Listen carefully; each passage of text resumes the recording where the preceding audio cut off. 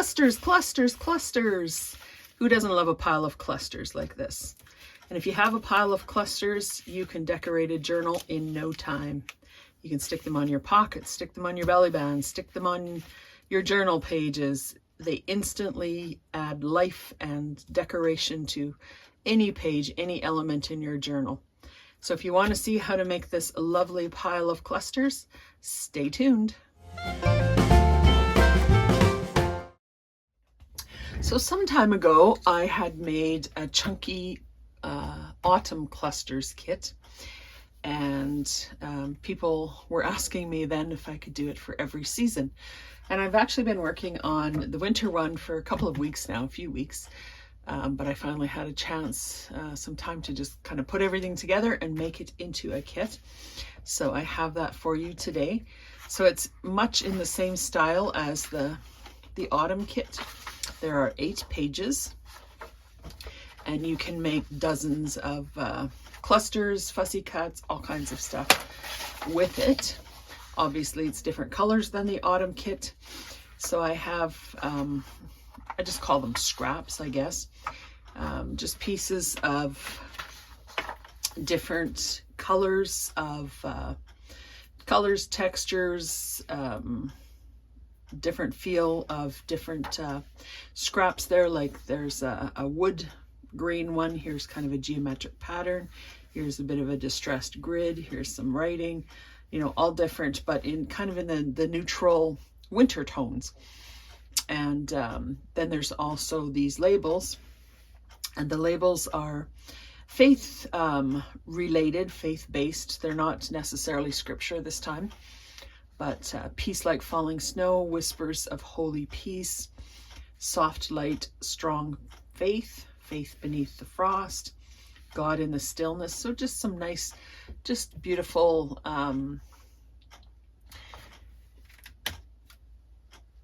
simple phrases that will go with any of the clusters, just to add a little something to them. So there's 4 pages of those different shapes and sizes and labels, different sentiments. So there's another one. So there's a couple with some kind of vintage, I don't know if that's a ledger invoice, something like that. And here's like a vintage poster. Here's like a dictionary page with a bird there. Here's a winter scene, part of a winter scene, another winter scene. And it's kind of a winter scene as well. So mainly kind of neutral colors, white and taupes and creams and that sort of thing, plus a little bit of blue and green and just a hint of pink or red here and there. And here's the third, is that the third or the fourth? Third page, fourth page. Hang on here. There's the third page. I thought there was 4 of each. Okay, so here's the third page. So again, similar, white as snow, faith that outlasts winter, grace in the quiet, hope through the cold. So some really textured, distressed images. Here's like a architectural drawing of a church in a ancient city, I guess. There's some kind of in the golden tones, some just fun vintage patterns there. The Lord sends snow. The Lord covers like snow. And then here's the 4th page. You know, some old ledger type paper there. Here's some ledger that's written on. Here's just a fun maybe wallpaper pattern. Just a tree in winter. Some snowflakes. So just all kinds of different things that will just blend together beautifully. Hope blooms in winter. God's light warms hearts. Even winter sings praises. So that's the backgrounds and the labels. And then I've got 4 pages of fussy cuts. And I think I actually was able to manage to fit a few more fussy cuts than the autumn ones. So there's a few extra ones here for you. But I just love, love, love how they turned out. There's a snowy owl, a steaming cup of cocoa, a nice cozy chair and blanket. Here's a winter evergreen in a pail, a little teddy bear with a scarf and a sweater. There's a church in a snow globe. Pair of boots with some pine cones, snowy, frosted. There's a sign. You could stamp something on that if you want, sentiment, or add a label to there. There's a snow wolf, white wolf. Here's a stack of books. Of course, you got to read lots in the winter time if you're a book reader. A nice white teapot. Everything is kind of distressed, vintage colored. A nice lantern. Here's a snow globe with just a forest. Cute little puppy with a scarf. A pair of an old figure skates. A bird. A rabbit. 3 little bunnies. White bunnies. And we have a snowman. We have a truck with a tree, hauling a tree somewhere.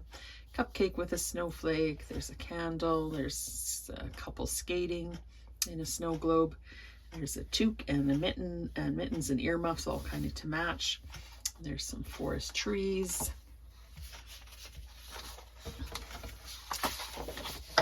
And a lamp and a frosty cabin. Here's just a big, huge snowflake. Little polar bear napping, some snowflakes, a frosty key. There's another teapot with some steam coming out, kind of a little more ornate. Another stack of books, a little bit different. An old wooden sled, another little bird, and a white kind of snowflake flower. So that is the kit.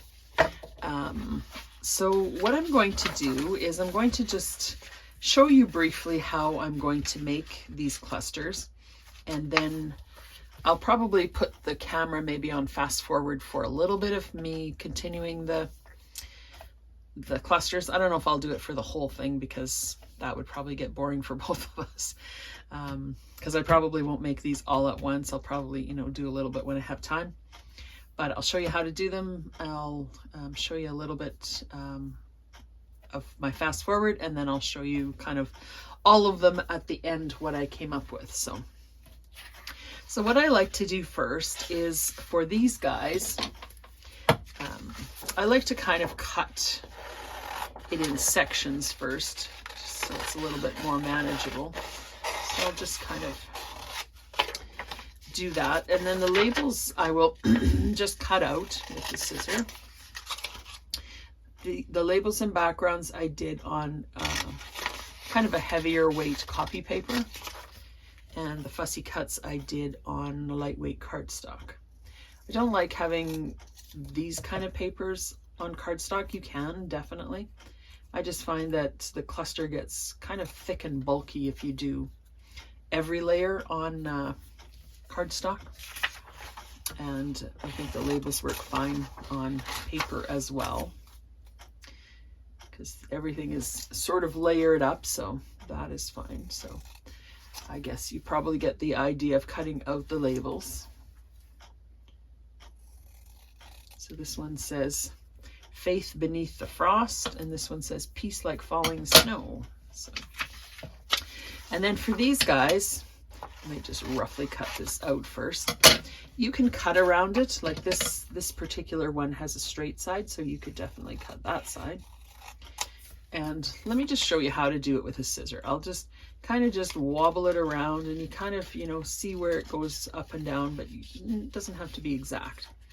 It would be painful if you tried to follow it exactly. You can cut a little bit into it if you want, just sort of in that. But if you just sort of wiggle this as you go, if you wiggle it more, you get littler bits. And it goes quite quickly when you do it that way. So there's my piece. And then if you just take some ink and just give it a light ink, and those little white spots completely go away.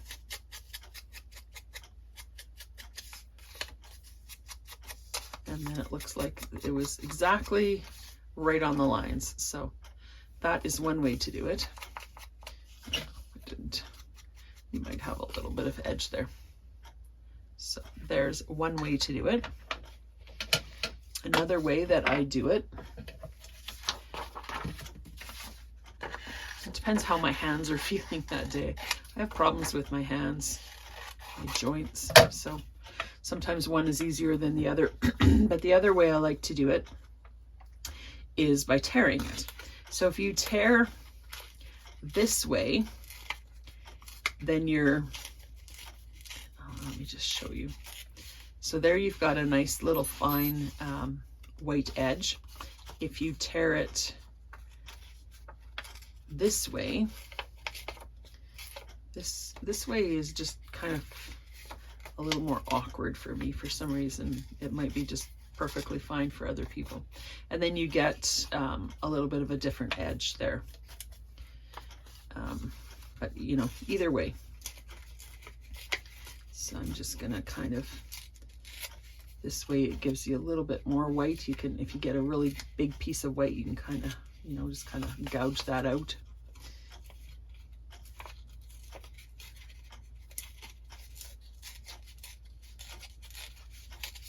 So there's that piece, and you can just leave it like that if you like that white edge. I think that looks good too, because you know, it's a torn piece. And sometimes when I tear it like that, I just ink the very edge so that there's a little bit of white showing, and then the very edge is inked, because then you'll really see the torn edges. So that's kind of fun too. And then you can just use one of these each time, or you can layer them. I think I'll probably layer mine. And these are, like I said, they're chunky clusters. So they're, you know, they're not a really small cluster. You could print these at a smaller size. You could tell your printer to print them at 75% or 50%, and you'll get a smaller fussy cut, but these are meant to be chunky, bigger clusters. So that's what I'm going to use them for. Let me just grab this tree here. And I did put borders around all of these fussy cuts to make it a lot easier to cut out. And again, these ones you don't have to exactly follow the lines, because you've got that kind of cream space there. So, you know, you can kind of cut anywhere in that cream space and it looks totally fine. I don't like to spend a whole lot of time fussy cutting. I like it to go fairly quick, so.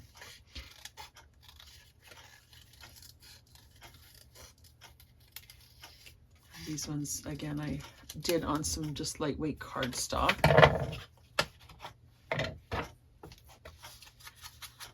And I'm just going to ink that as well.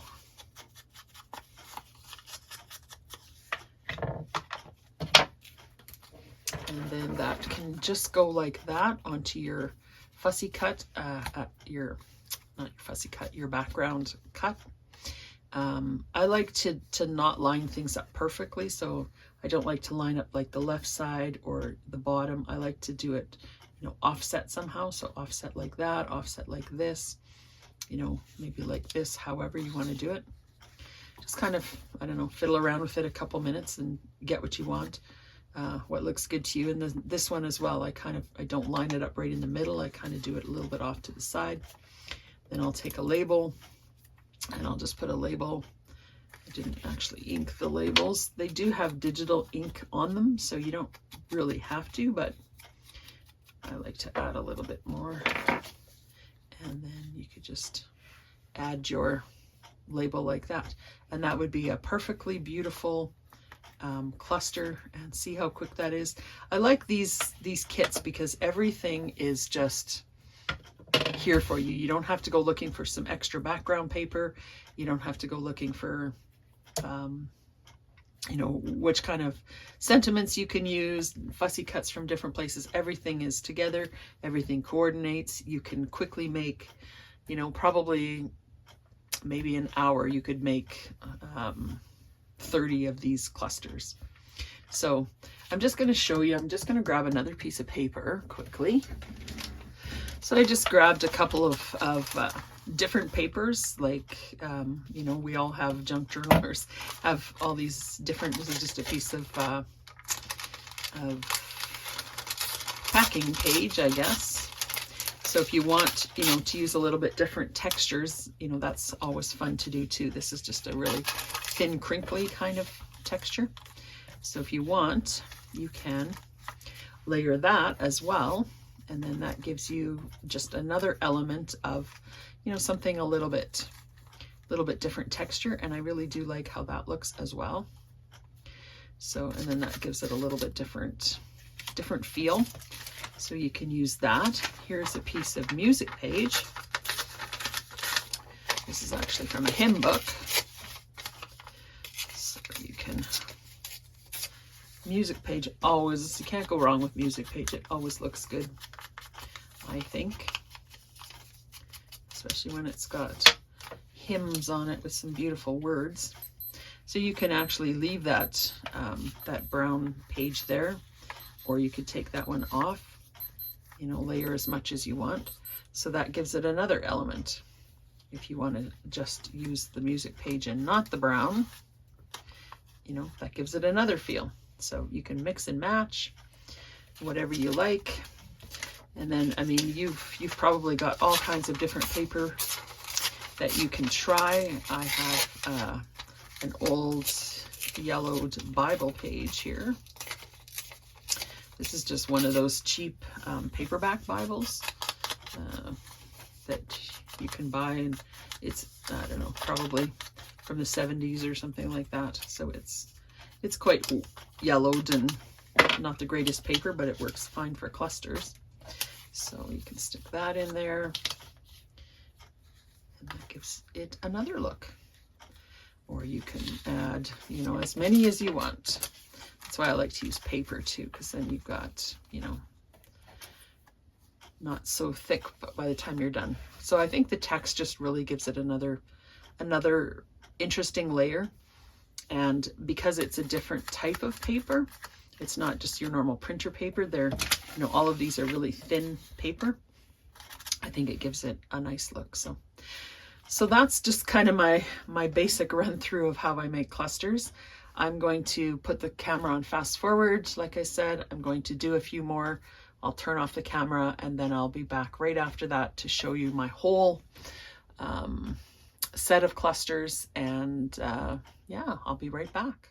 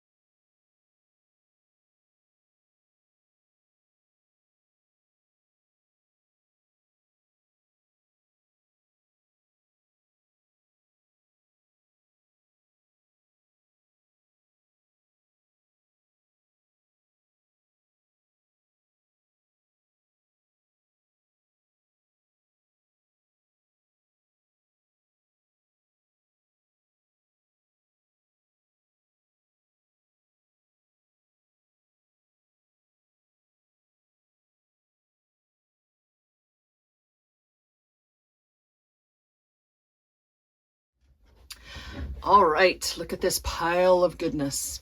I decided to use every single piece of the kit. I used, I think there was 38, if I'm not mistaken, fussy cuts. So there should be 38 clusters here. I ran out of backgrounds after a while because some of them I used 2 backgrounds on one, or, you know, that kind of thing. And I had a few more fussy cuts than backgrounds, and also more fussy cuts than labels. So I just kind of added a little bit here and there. I ended up using, like I started in the beginning, a music page and this brown paper wrapping, like wrapping paper, Bible book page, some other book page, and a couple of other scraps that I had. I just finished doing our Anchor Your Soul journal, and it was in blues and silvers and those kind of colors. So I actually had a few scraps of those on my desk, and they went really well. So I just tucked in a few of those here and there. But here are my almost 40 clusters. So I just wanted to show you, I don't really have a journal made for these yet, but this is my Pocket Idea journal that I'm starting. The winter edition, I did an autumn edition, and I have chunky autumn clusters as well. But I thought I would just kind of use this to show you some of the clusters and what they would look like on a page. So I don't really have, I just have one pocket started in here, but so I'm just going to show you on the page what they would look like. So you could use them, you know, as a little bit of a tuck, like on this side of the paper, you know, they could have a tuck. You can use them as a pocket. You could decorate the top, and like they'd be perfect for, I'll grab some pockets in a second and just show you, you know, kind of what that would look like. But, you know, they just instantly decorate a page, and it's just so much fun to, if you had like a belly band down the center there and just put that there to decorate it, like they just instantly decorate everything. They're just so much fun. So, and you know, these are kind of wintry papers, and I think probably every single cluster is going to look good on these pages. So yeah, just use them as a decoration. I made a few in landscape kind of orientation, like this one. So some of them go that way. Here's another one that goes that way. Lots of them are, there's another kind of, so some of them don't have a sentiment. Most of them do have a sentiment from the kit. But yeah, they just look really, really good on any of these pages. Even some of these pages that are more decorated, I think they look good. The Lord Sends Snow, that would be perfect on there. So I'm really, really happy that I have all these clusters. I think they will be so much fun. Look at that, that's so sweet. I think it's going to be really fun. I think I might make a winter journal.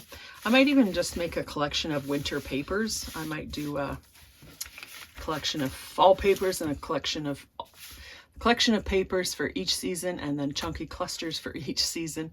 And then if you want to just make you know, a quick simple-ish journal, you can just grab those 2 kits and put together a journal in no time. And but let me know if you think that might be of interest to you. But I just wanted to show you the final collection of clusters. I won't show you every single one, but I'm really happy with how they turned out. Some, you know, I made some smaller, some bigger. This was a smaller one. Yeah, but they all turned out really, really nice.